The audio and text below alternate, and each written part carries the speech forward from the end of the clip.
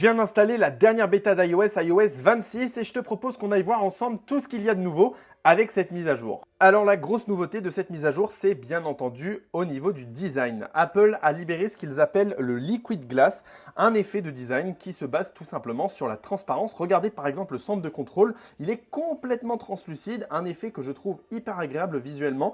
Bien sûr, ces changements visuels se répercutent dans toutes les applications de l'écosystème. Et pour célébrer ce nouveau style, Apple a aussi ajouté un nouveau style d'icône, le transparent, et là aussi personnellement je trouve que ça fait hyper propre. Sans aucun doute, le plus gros changement de cette mise à jour, c'est l'application photo qui s'est refait une beauté de simplicité où on n'a presque plus aucune option qui sont affichées à l'écran et il faudra cliquer sur les différents modes de caméra pour les voir apparaître. Je pense que beaucoup de personnes vont se perdre avec cette nouvelle app, faudra prendre le coup de main. En revanche, une application qui devient beaucoup plus simple, c'est l'application photo. Désormais, il n'y a plus que deux options, soit la possibilité de voir toutes ces photos, soit la possibilité de consulter ses collections et c'est tout. Un autre endroit où il y a pas mal de nouveautés, c'est dans la personnalisation, notamment des fonds d'écran avec ce magnifique nouveau fond d'écran iOS 26, mais aussi la possibilité de venir ajuster la hauteur de votre horloge en fonction de la photo que vous avez choisie en arrière-plan. Aussi, Apple a ajouté un nouvel effet de fond d'écran qui est l'effet 3D. Quand vous bougez le téléphone, vous avez vraiment l'impression que c'est une image en 3D.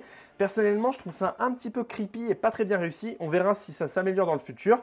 Mais bon, c'est toujours une option de personnalisation en plus. iOS 26 nous apporte aussi deux nouvelles applications, dont l'application Aperçu qui a exactement la même fonction que sur Mac, c'est-à-dire de pouvoir voir vos fichiers plus facilement et rapidement. L'application Message vous proposera aussi de nouvelles options comme la possibilité de mettre des fonds d'écran dans vos conversations afin de les pimenter un peu plus. Et aussi, vous aurez plus tard la possibilité d'envoyer des sondages. D'ailleurs, certaines options annoncées ne sont pas encore disponibles, comme la possibilité de traduire vos appels FaceTime téléphoniques et vos messages en direct. Bon, dis-moi en commentaire ce que tu penses de ce nouveau iOS 26 qui finalement change beaucoup sur la forme, mais pas trop sur le fond.